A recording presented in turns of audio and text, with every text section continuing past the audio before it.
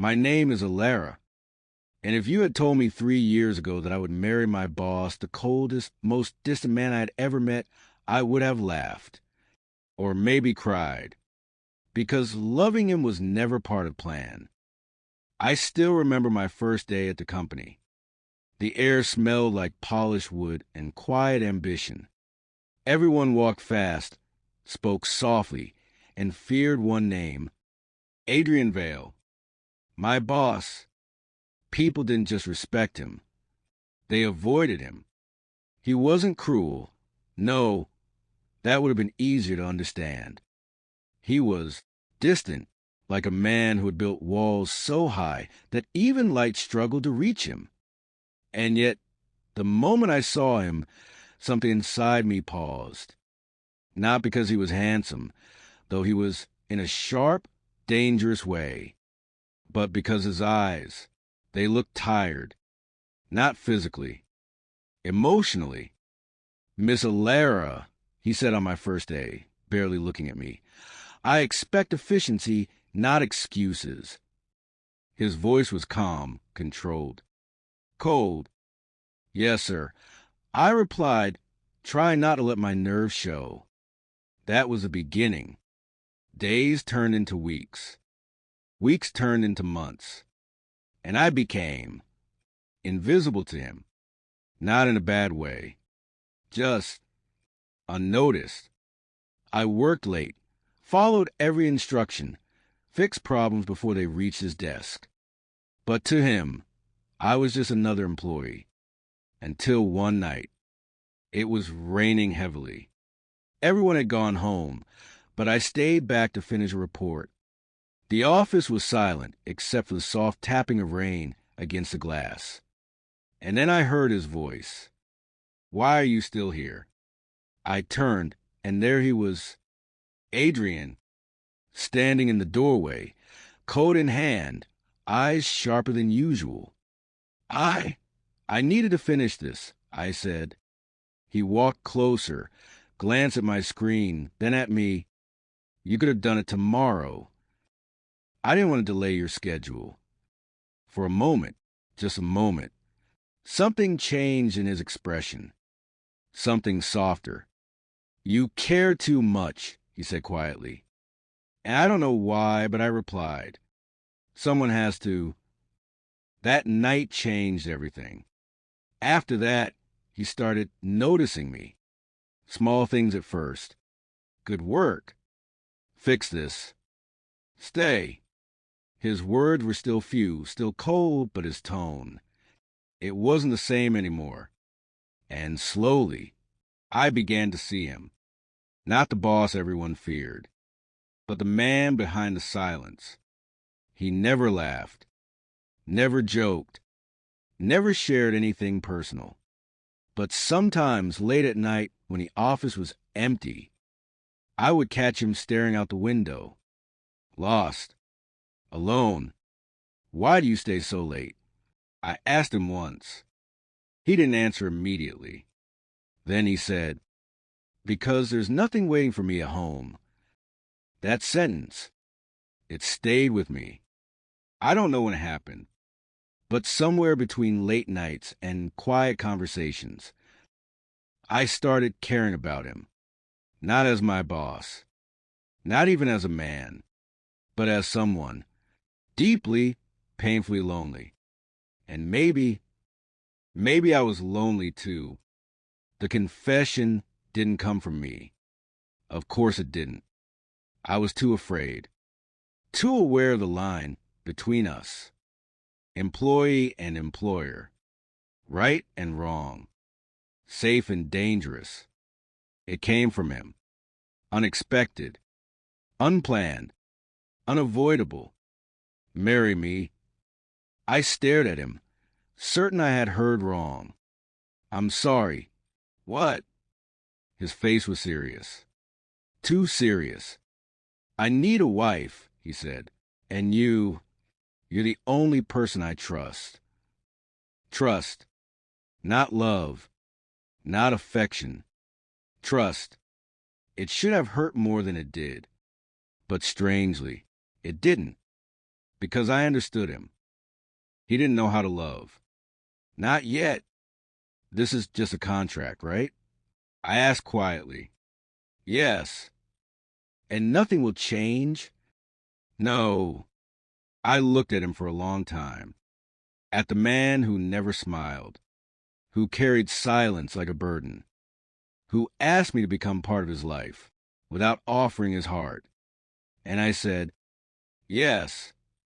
The wedding was simple, cold, elegant, just like him. No vows filled with emotion, no trembling hands, no tears. But that night, everything changed. I stood in our bedroom, unsure what to do, what to feel, who I was supposed to be now. A wife? Or still just an employee? He walked in slowly, stopped a few steps away. You don't have to be afraid, he said. I'm not afraid, I whispered, but that wasn't entirely true. I wasn't afraid of him. I was afraid of myself, how much I already cared. Days passed, then weeks. Living with him was strange.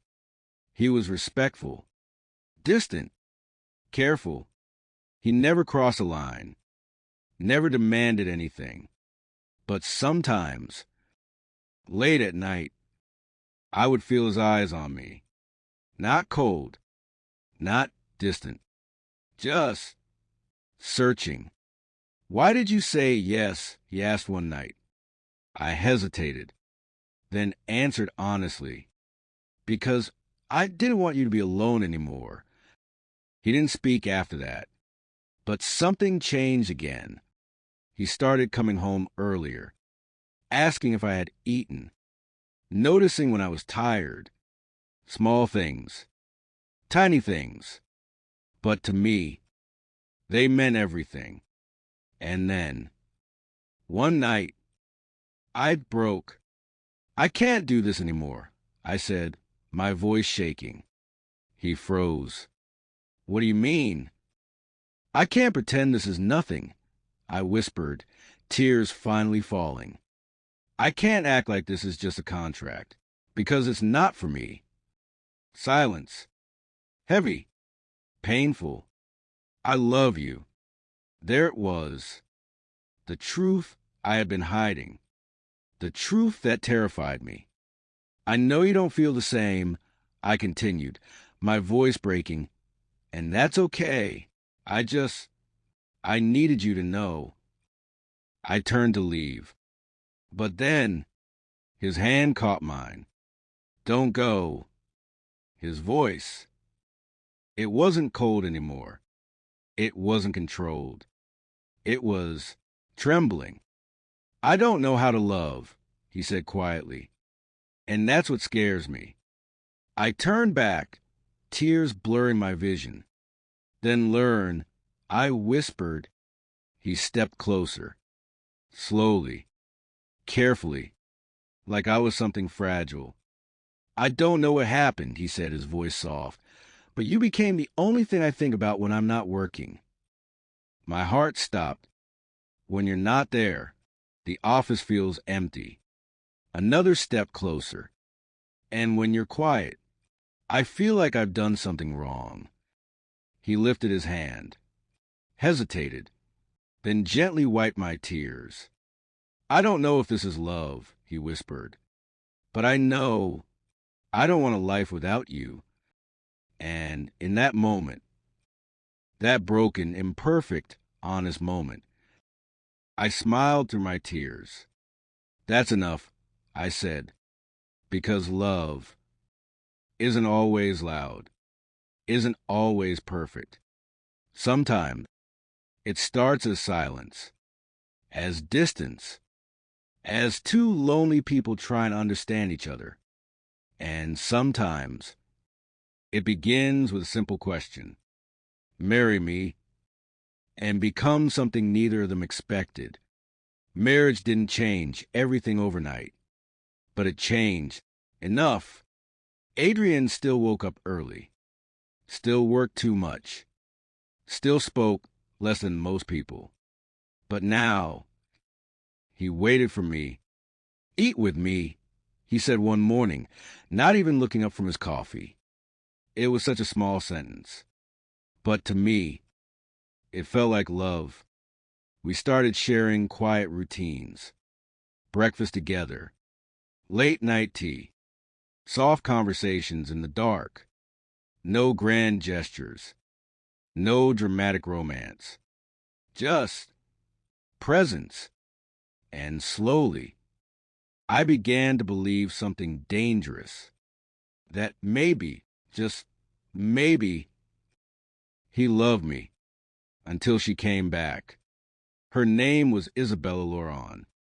And the moment I heard it, something inside me tightened. "She's back," one of the employees whispered. I thought she moved to Paris. She was his fiancée, right? Fiancée. The word echoed in my mind like a crack in glass. I didn't ask Adrian about it. I told myself I didn't need to, that the past didn't matter, that I was his wife now. But the truth? I was afraid. Afraid that I was just a replacement, a temporary solution, a contract. And then I saw her. She walked into the office like she belonged there. Elegant, confident, beautiful in a way that made people stop and stare. And Adrian, for the first time since I had known him, he looked shaken. "Isabella," he said quietly. She smiled, like she had never left. "I missed you," she replied. Those 3 words, they broke something inside me. That night, Adrian came home late. Later than usual. "Were you with her?" I asked, trying to keep my voice steady. He paused, just for a second. But I noticed. Yes. The honesty should have been comforting, but wasn't. "What does she want?" I asked. He didn't answer immediately. Then, "She wants to come back." "Back? To the company?" I asked. He looked at me, and for the first time, I wished he hadn't. "To my life." Silence. I smiled, but it wasn't real. "That's good," I said softly. "She was important to you." "Ilara." "It's okay," I interrupted. "You don't have to explain." But inside, I was falling apart. That night, I didn't sleep. I lay beside him, staring into the darkness, wondering if I had ever really belonged there. Days passed, and things changed. He became distant again. Like before, like the man I had first met. Late nights, short answers, long silences. And me, I started disappearing. Not physically, but emotionally. I stopped waiting for him at dinner.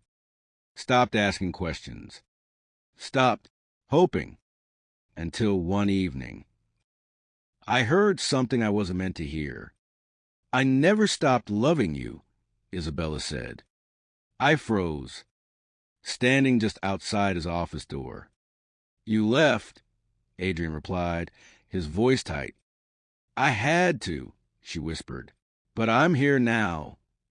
Silence. Heavy. Dangerous. "We can start again," she said softly. Start again. My chest tightened. My heart felt like it was being crushed slowly, painfully. And then, "I'm married," Adrian said. I held my breath. "A contract," she replied calmly.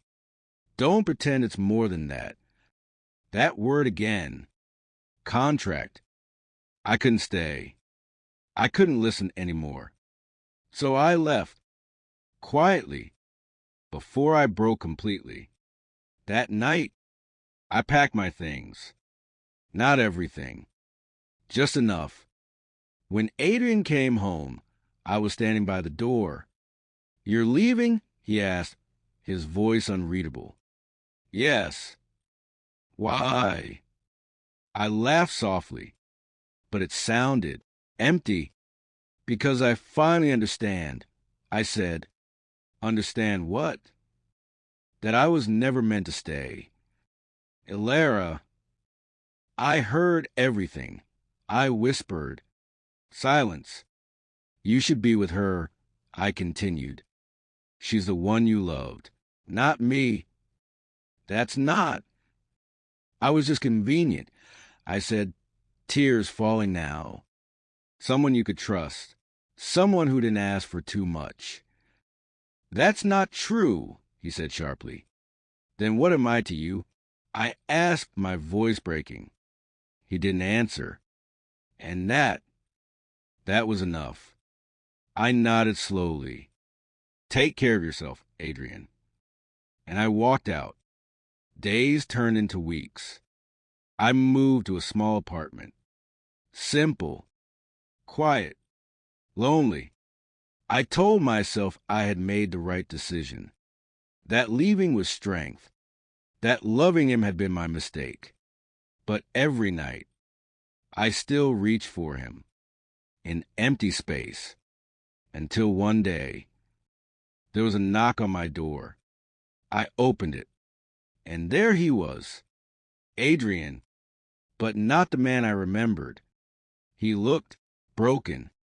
Come back, he said. Just 2 words. But his voice, it shattered me. No, I whispered. Please. I can't, I said, tears already forming. I won't be second to someone else. You're not, he said. She said you loved her. I did. The honesty hurt. But I love you. Everything. Stopped. What? I whispered.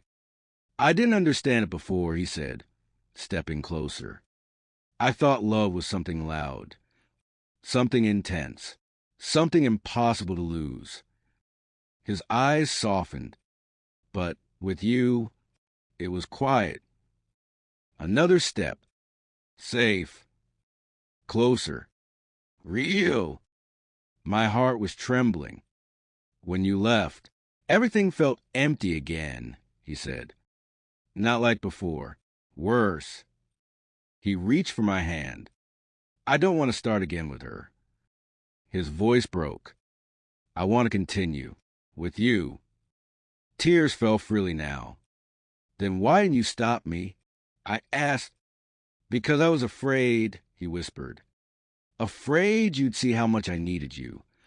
And leave anyway. I laughed softly through tears. I already did. He smiled faintly. Sad. Then let me fix it. Silence. My heart. My broken, fragile heart. Still chose him. Don't hurt me again, I whispered. I won't. And this time, when he held me, it wasn't careful. It wasn't distant. It was real. And for the first time since our marriage began, I felt it. Not a contract, not obligation, but love. Messy, painful, beautiful, and finally, ours. Life didn't magically become perfect after that night. Love doesn't work like that. Adrian kept his promise. He tried, not in big, dramatic ways, but in quiet, consistent ones. He came home earlier, held my hand without hesitation, looked at me like I mattered, like I was his choice. And I learned to trust again, slowly, carefully, like rebuilding something fragile with shaking hands. Isabella disappeared from our lives. Not dramatically, not with a fight. She simply left. I can't compete with someone you've learned to love, she told him one last time. And just like that, the past finally let go. Months passed. And for the first time, Our marriage felt real, not a contract, not an accident, but a life. Until the day everything changed again. I was sitting on the edge of the bed, staring at a small white stick in my hand. My fingers trembled. My heart beat too fast. 2 lines. Positive. I'm pregnant. I whispered to the empty room. The words felt unreal. Beautiful. Terrifying. Adrian wasn't home yet. And for some reason, I couldn't call him. Because fear returned. What if he wasn't ready? What if this changed everything again? What if I lost him? That night, when he walked in, he immediately noticed something was wrong. Ilara? I couldn't speak. I just handed him the test. He looked at it. Once. Twice. Then at me. Silence. The kind of silence that can either build a future or destroy it. Say something. I whispered, my voice shaking.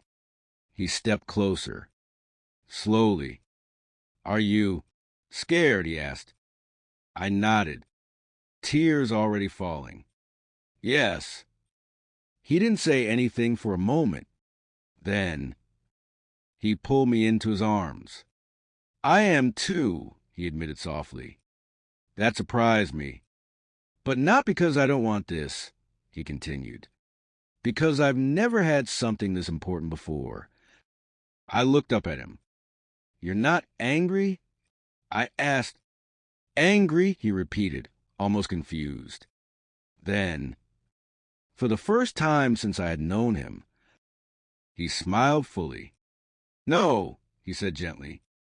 I think this is the first time in my life I feel truly happy. And just like that, my fear melted into tears. But happiness doesn't come without tests. A few weeks later, Adrian collapsed. It happened at work. Suddenly, without warning. Stress, the doctor said. Severe exhaustion. But that wasn't all. He's been ignoring symptoms for months, the doctor added. If this continues, it could become life-threatening. My world stopped. That night, I sat beside his hospital bed, watching him. The man who once felt untouchable now looked fragile. Why didn't you tell me? I whispered. When he woke up, his eyes found mine immediately. I didn't want to worry you, he said. I laughed bitterly through tears. You almost died, Adrian. He reached for my hand. Weak, but still warm. I'm still here. Not enough, I said, shaking my head. I can't lose you. Silence filled the room. Then I said the words I never thought I would. If work is more important than your life, then I can't stay. He froze. I won't raise our child alone because you chose stress over us, I continued, my voice breaking. I won't love someone who won't fight to live. That hit him. Hard. For the first time, I saw fear in his eyes. Real fear. Don't say that, he whispered. Then choose us, I said. Silence. Long. Heavy. And then he nodded. I choose you, he said. Recovery was slow. Painful. He reduced his work. Delegated more. Came home. Rested. And I stayed by his side. Every step. Not as someone afraid to lose him, but as someone who refused to. Months later, our child was born. A little girl. Small. Warm. Perfect. Adrian held her like she was the most precious thing in the world. Like he was afraid she might disappear if he blinked. She's ours, he whispered. I smiled through tears. Yes. He looked at me then, and in his eyes, I saw everything: love, gratitude, fear, hope. You changed my life, he said softly. I shook my head. No, I replied. We changed each other. Years passed, and sometimes we would sit together in silence, just like before. But now, it wasn't empty. It was full, full of everything we had been through, everything we had survived, everything we had built. One evening, as the sun set softly through the window, Adrian turned to me. Do you regret it? He asked. Regret what? Marrying me? I smiled, thinking back to the cold man I once feared, the contract I once doubted, the love I almost walked away from. And I said, no, because sometimes the most beautiful love stories don't begin with love. They begin with fear, with distance, with uncertainty, and become something stronger, something real, something worth fighting for. Thank you for watching. If you enjoyed this story, don't forget to like, share, and subscribe for more beautiful and emotional stories. Your support means everything.